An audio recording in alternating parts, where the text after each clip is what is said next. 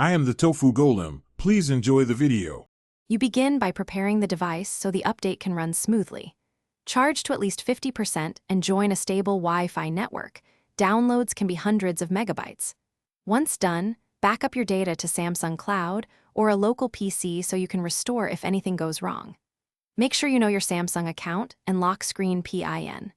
Then open Settings, scroll to Software Update, and tap Download and Install to check for the latest Android build.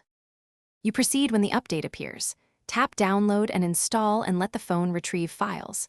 During this phase, the system verifies compatibility and may download incremental or full packages. That's why Wi-Fi is recommended. After download, you'll be prompted to install now or schedule. Choose Install Now to start immediately. The phone will reboot and apply the update. Do not interrupt power or remove the battery if possible.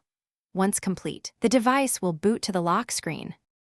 After the update finishes, confirm success by checking settings about phone for the new Android version and security patch date. You may notice app optimizations or a brief delay while the system reindexes. This is normal. If an app misbehaves, clear its cache or reboot into safe mode to isolate issues.